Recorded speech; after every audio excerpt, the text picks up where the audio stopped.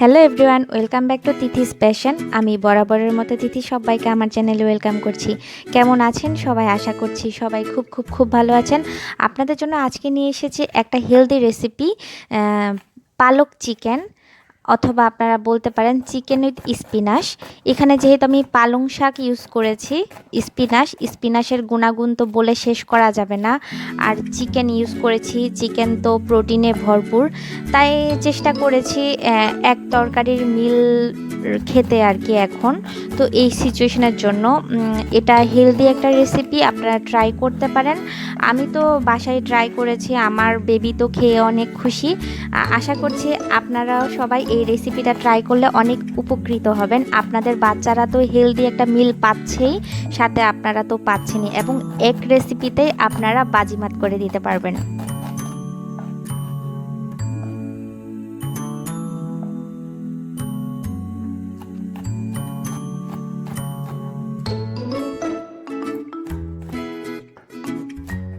তো রান্নার শুরুতে চলুন দেখে আসি রান্নায় কি কি উপকরণ লাগছে। আর আমি এখানে রান্নার জন্য শুরুতেই কিছু পেঁয়াজ কুচি করে নিয়েছি, আর কাঁচামরিচ কুচি করে নিয়েছি 2 থেকে 3টে আর কি।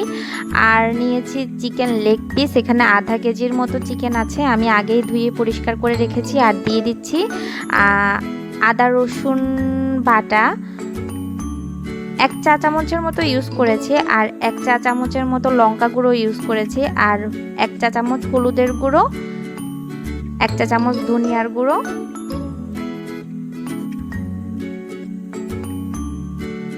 আর দিয়ে দিচ্ছি 2 টেবিল চামচ টক দই,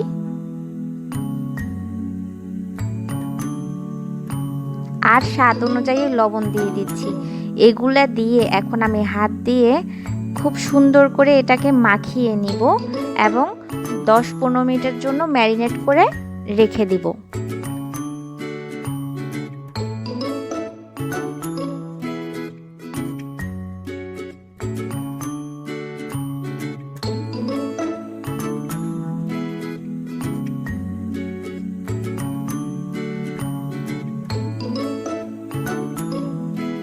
চলুন এবার রান্না করে নেওয়া যাক। আমরা প্রথমে একটা হাঁড়ি বসিয়ে দিয়েছি, হাঁড়িটাকে ভালো করে গরম করে নিয়ে এখানে আধা কাপের মতো আমি তেল ইউজ করেছি। নর্মাল রান্নার তেল দিলেই হবে। এবার হচ্ছে এই টেকনিকটা আপনারা ফলো করলে আপনাদের রান্না হবে অনেক টেস্টি। আপনারা পেঁয়াজটাকে একদম কুচি কুচি করে তো নিয়েছেন, এই পেঁয়াজটাকে একদম ব্রাউন করে নিতে হবে, একদম বেরেস্তার মতো। এই রান্নার মূল কাজটাই হচ্ছে এটা। এরপরে কিন্তু আর তেমন একটা ভারী কাজ নেই, শুধু 10-15 মিনিট যতক্ষণ সময় লাগে নাড়াচাড়া করে করে পেঁয়াজটাকে ব্রাউন করে নিতে হবে। এখানে কিন্তু কোনো দারুচিনি, এলাচ এমন কোনো মশলা থাকবে না, যেহেতু এটা শাকের রান্না চলছে।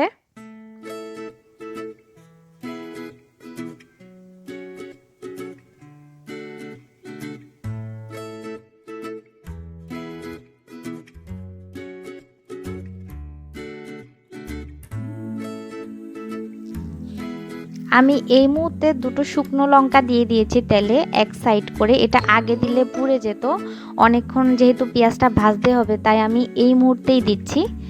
এখন আর মরিচটা পুড়ার কোনো সম্ভাবনা নেই। তো দেখুন 5-7 মিনিট ধরে ভাজতে ভাজতে পেঁয়াজটার কালার এই রকম ব্রাউন হয়ে এসেছে। জাস্ট আর 1-2 মিনিটের মতো ভেজে নিলেই হবে। নাড়ার উপর থাকতে হবে, নইলে কিন্তু পেঁয়াজটা পুড়ে যাওয়ার সম্ভাবনা বেশি থাকে। তো এই মুহূর্তে আমি দিয়ে দিচ্ছি ম্যারিনেট করা চিকেনটা।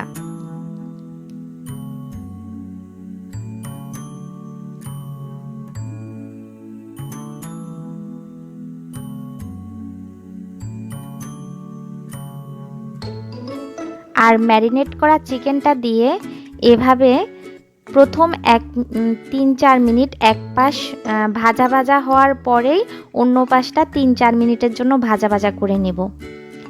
চুলার আঁচটা কিন্তু মিডিয়াম থাকবে।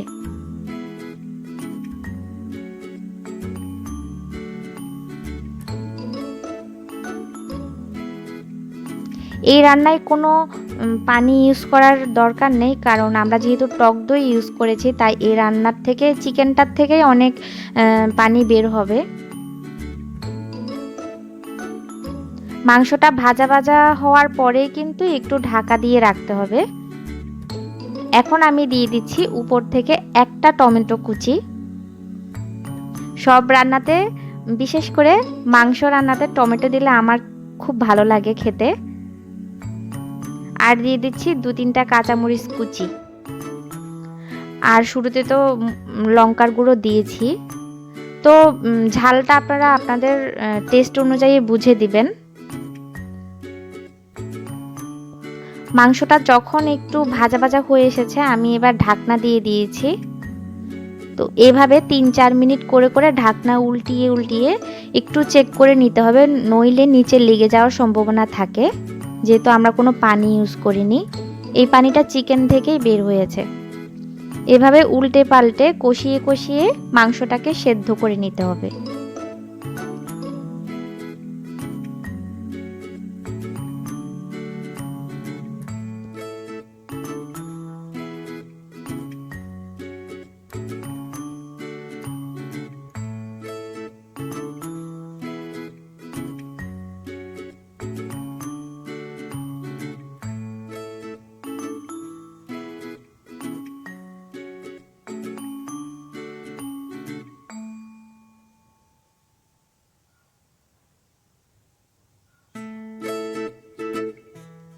মাংসটা থেকে যখন এভাবে তেল ছেড়ে দিবে আর যখন মনে হচ্ছে মাংসটা সেদ্ধ হয়ে এসেছে 90%, তখন আমি উপর থেকে কুচি করা স্পিনাচ শাকগুলা দিয়ে দিচ্ছি। এখানে প্রায় 300 গ্রামের মতো স্পিনাচ কুচি আছে।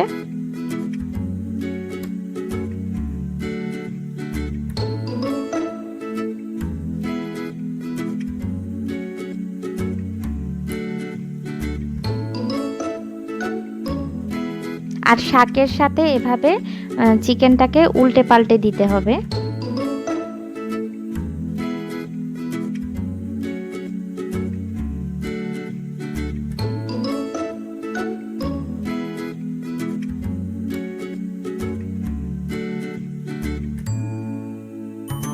আর এখন শাকের জন্য একটু স্বাদ অনুযায়ী লবণ দিয়ে দিতে হবে।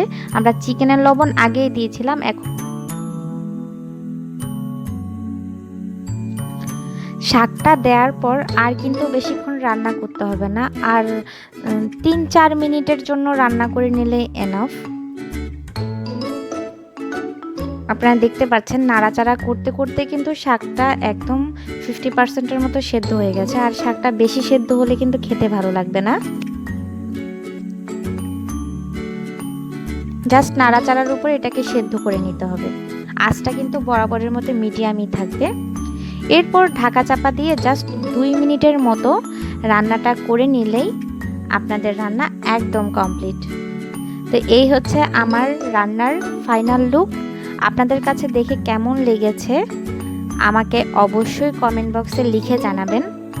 আর রান্নাটা অনেক অনেক অনেক হেলদি, আমার বেবি অনেক পছন্দ করে খেয়েছে। আপনারাও রেসিপিটা ট্রাই করলে একদম নিরাশ হবেন না, কারণ আমরা চিকেন দিয়ে আলু অনেক খেয়েছি। এবার একটু অন্যভাবে চিকেনটাকে ট্রাই করার জন্যই আমার এই রান্নার উদ্দেশ্য আর কি। তো আশা করছি আমার আজকের রেসিপিটা আপনাদের সবার ভালো লেগেছে। আপনাদের ভালো লাগলে আমার কাজের সার্থকতা। আর আমার চ্যানেলের পাশে থাকার জন্য আমার চ্যানেলের সাবস্ক্রাইব বাটনে প্রেস করে পাশে থাকা ছোট্ট বেল আইকনটিতে প্রেস করবেন, যাতে আমার ভিডিওর সব নোটিফিকেশান আপনাদের কাছে সবার আগে অনেক দ্রুত পৌঁছে যায়। সবাই ভালো থাকবেন, সুস্থ থাকবেন, সুন্দর থাকবেন।